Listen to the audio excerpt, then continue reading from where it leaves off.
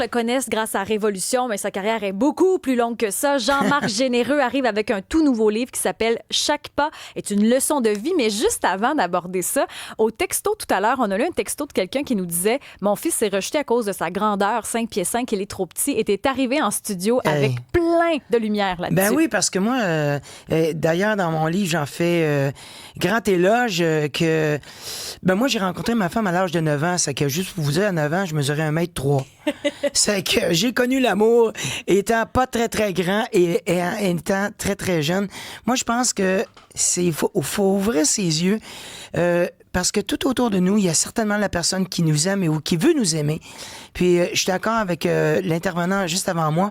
Des fois, il faut chercher. Des fois, il faut être un peu proactif. Mais dans ton cas, c'est l'amour qui t'a un peu mené à la danse, finalement. Sans France, peut-être qu'on t'aurait pas aujourd'hui en studio. Là. Ah, je te jure, sans cette femme merveilleuse, extraordinaire, compliquée, complexe, je serais pas ici en train de te parler, ma belle Isabelle. Il y a une phrase dans le livre qui est percutante, je trouve, puis c'est la première en introduction, puis c'est celle qui sera le filon tout au long de ton livre. C'est bien beau la danse, mais te sens-tu capable de subvenir aux besoins d'une famille? Ton père t'avait dit ça quand tu étais jeune. Oui, pour refaire un petit peu la genèse de toute cette histoire-là, c'est que mon père était comptable, puis moi, mes yeux ont croisé les yeux de France Mousseau à l'âge de 9 ans, donc ça a bousculé ma vie. Je savais que c'était la fille. J'ai beau essayer de le dire, de l'expliquer, mais c'était profond, c'était à l'intérieur de moi. Et donc, pour la séduire et pour lui faire comprendre que j'étais l'homme de sa vie, elle passait tous les samedis à l'école de danse. Donc, je suis allé prendre des cours de danse. Puis là, juste la demande à mon père, parce que faut comprendre que si on revient dans les années 70, mon père était l'homme qui amenait les sous à la maison. Ma mère était femme au foyer, mais c'était quand même 6 enfants. J'étais le 6e de 6. Donc, la décision au niveau financier venait de mon père. Mais ma mère a dit, OK, tu veux $1 pour aller prendre ton cours? Hey, c'était $1 un cours de danse. Là. $1 le cours de groupe et $1 pour la répète. Donc, à partir de ce moment-là, je suis tombé en amour non seulement avec cette femme-là, mais aussi avec la danse. Puis là, il a fallu que je fasse des choix. À un moment donné, il a fallu que je lâche le cégep pour me rendre dans les championnats du monde et pour poursuivre la carrière que j'avais entamée avec France. Et c'est là que mon père m'a dit, ben attends, là c'est beau, tu t'es amusé, on t'a donné des sous, mais comment tu vas faire pour éduquer, élever, subvenir aux besoins d'une famille étant un saltimbanque? Mm-hmm. Puis ça, c'est quelque chose qui t'a habité tout au long de ta carrière. Tu sais, à un moment donné, quand tu as une famille, il faut que tu choisisses entre est-ce que je vais travailler à l'étranger ou je reste avec ma famille. Il y a comme un déchirement quand t'es parent avec ça aussi. Oui, et ça devient un leitmotiv. Ça devient une motivation. Là, je prouve encore tous les jours de ma vie que mon père, il avait pas tort, mais c'était une question qu'il fallait que je réponde. Et il est plus avec nous, ça fait déjà plusieurs années. Mais je continue à me servir de cette motivation pour dire, même si tu fais un métier qui est marginal, même si tu fais un métier qui est un peu en dehors, dans un contexte qui est... Parce que je prends exemple, je saute sur l'occasion pour parler des influenceurs, des nouveaux métiers qui se sont ouverts à ces jeunes, à cette nouvelle génération-là. Ben foncez, faites-le à fond, mais faites-le avec pas nécessairement l'énergie du désespoir, mais donnez-vous à fond, parce que les choses arriveront peut-être pas faciles. Puis à un moment donné, vous trouverez la croisée des chemins. Ben il faut être fort, puis il faut continuer, il faut croire en nos rêves. Mais c'est ça un peu qui t'est arrivé aussi. Tu as eu une méga carrière. Puis au Québec, peut-être qu'on l'a découvert sur le tard, parce que tu nous parles de toutes ces saisons avec Danse avec les stars. Tu as fait So You Think You Can Dance au Canada, aux États-Unis. Tu étais appelé partout à travers le monde. Puis au Québec, c'est comme si on n'allumait pas. Ben c'est drôle, parce que la danse... Et surtout la danse sportive. Parce que si on parle de la danse en général, on évoque le mot danse, les gens vont penser, danse classique, ils vont penser peut-être les ballets jazz du Québec, ils vont peut-être penser à le hip-hop plus récemment, dans un esprit plus contemporain. Mais la danse sportive, ce qui est appelé maintenant comme ça, mais avant on appelait ça la danse sociale, le mot social nous a pas aidés. C'est vrai qu'il y avait une étiquette péjorative là-dessus. Exactement. Hein? Ça veut dire, hey, vous faites ça pour vous amuser, vous allez danser dans des mariages. Mais on avait une vraie carrière. Il y avait vraiment excusez-moi l'anglicisme, mais il y avait un network.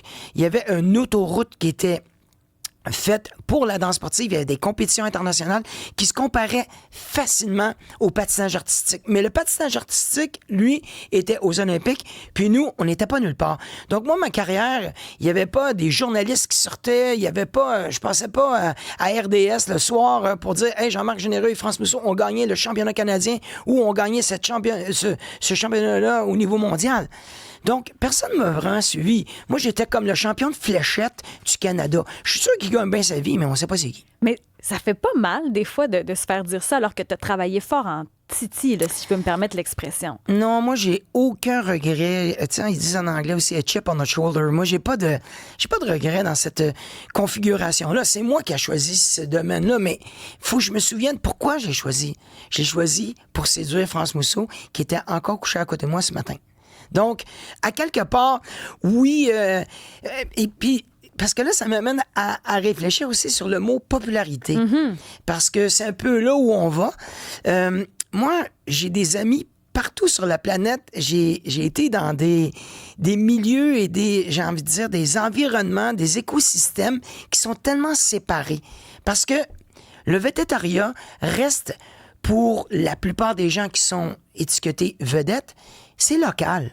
Parce que je peux nommer des grands noms qui nous ont fait rêver ici au Québec, mais que personne connaît en France et que personne connaît en Asie ou aux États-Unis. Mais moi, j'ai eu le plaisir et le privilège d'être connu dans tous ces marchés-là.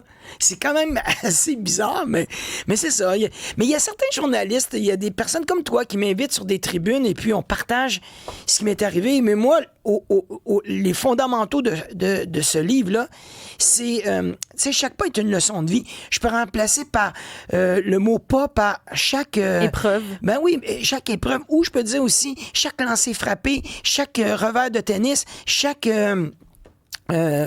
j'ai envie de dire, plan que tu vas faire en architecture va être une leçon de vie parce que toutes les épreuves et les défis et les choses que tu vas surmonter pour arriver à tes fins, ben ça va te servir. Puis moi, mes leçons, je les partage dans ce livre. Mais il y a aussi, entre autres, à travers la carrière de danseur, ta relation avec ta conjointe France, il y a aussi tes enfants. Puis tu en parles beaucoup de ta fille Francesca, tu en as parlé beaucoup sur la place publique aussi. Et dans ton livre aussi, quand vous avez reçu le diagnostic du fait qu'elle a une maladie très rare qui ne va pas guérir. Non. Ça a été comment, ça, dans ta vie, dans ta carrière, dans ton couple? Ce qui est assez utopique, c'est de penser qu'à un moment donné, tu vas éventuellement faire un métier que tu veux partager avec tes enfants. Moi, mon fils a dansé jusqu'à l'âge de 18 ans. Jean-Francis, c'est une machine, vraiment. Il était très bon, mais à la fin, vers l'âge de 18 ans, 19 ans, il a dit « Papa, je danse pour toi. » Donc, hey, à partir de ce moment-là, moi, je veux que tu fasses des choses pour toi. Et il a bifurqué vers le dessin qui est devenu, il est devenu graphiste, il est devenu, maintenant, il est stratégiste en marketing. Donc, bref, lui, il a trouvé sa voie. Mais ma fille, moi, j'espérais danser avec elle un jour. Mais puis qu'elle se tienne debout devant moi et qu'elle soit outillée pour bouger, j'en rêvais, mais ça n'arrivera pas. Et là, c'est là où tu te poses des questions et tu deviens... tu t'interroges sur la vie et tu dis, pourquoi nous? Pourquoi France et moi, on a eu un enfant comme ça? Puis au fur et à mesure du récit du livre, je pense que les gens vont comprendre que on l'a pris d'une certaine façon et puis... Je veux pas être celui qui tient haut et fort le drapeau et l'étendard des parents qui ont un enfant handicapé. Parce que moi, Francesca était zénith tous les jours de sa vie, ou presque. Un endroit merveilleux qui est sur la Rive-Sud, avec des gens incroyables, qui est entouré d'amour. Et puis c'est pour ça, pas tout le monde qui a ça, mais bref, tout ça pour dire que il faut regarder autour de nous, il faut être fort, puis...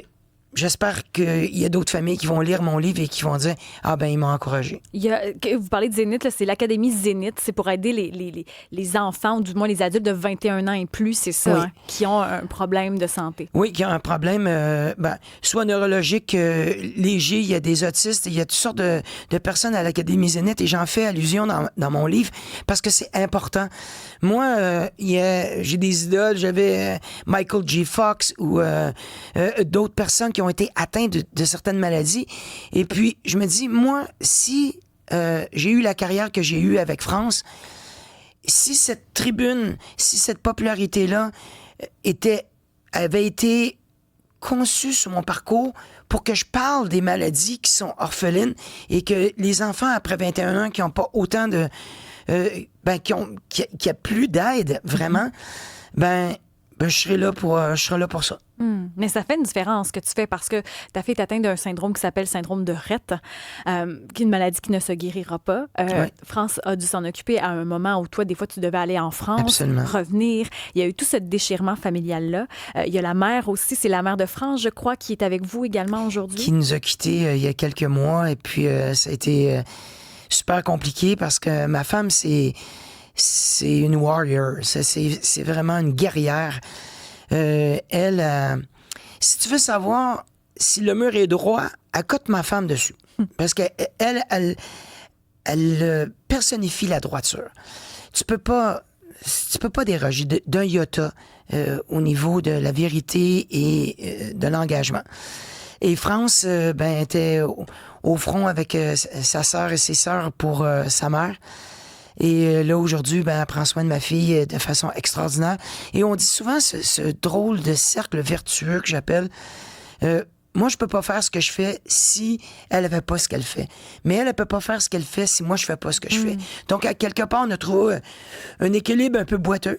Mais c'est l'équilibre qu'on a. C'est l'équilibre quand même. C'est quand même un exemple parce que des gens proches aidants, des gens qui doivent s'occuper des enfants avec la carrière, c'est une réalité que tout le monde vit. Oui. Mais le fait de parler de votre situation, ça fait que certaines personnes, j'imagine, se sentent moins seules aussi. J'espère, en tout cas, et c'est ça que j'évoque dans le livre, c'est que chaque pas est une leçon de vie. Puis quand je dis un pas, ça peut être ma fille qui fait de l'épilepsie. Puis là, on essaye une nouvelle médication en espérant que ça va être le bon combo pour qu'elle arrête de faire des crises pendant la nuit parce que ça nous inquiète. Le neurologue essaye, on travaille ensemble. Puis tous ces défis, tous ces pas qu'on fait qui nous amènent à avancer, à quand même avancer. C'est ça qui est l'important. Je pense que tout le monde a des défis. Ils n'ont pas besoin d'être des défis que c'est nos enfants qu'il faut qu'ils avancent. Mais je pense que il faut qu'on se tienne droit et qu'on espère que ça aille mieux le lendemain. Et puis, c'est ça que j'essaie de faire à travers mon livre, encourager les gens. Dans la prochaine année, on sait que l'émission Révolution ne revient pas. Pas pour l'instant, du moins. Oui. Ça, j'imagine que c'est un pincement au cœur. Ah, c'était très, très dur, l'annonce. Après, on comprend, tous et chacun, que les émissions sont pas éternelles. On espère que nous, on est en pause présentement. C'est le mot d'ordre. On espère qu'on reviendra dans un avenir rapproché.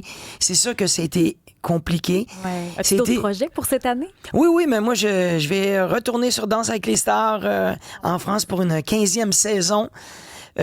À travers ça, je continue à faire de l'enseignement de danse. Là, tu vois, la semaine prochaine, je m'en vais une semaine à Toronto essayer de partager mon savoir avec des professionnels et des amateurs.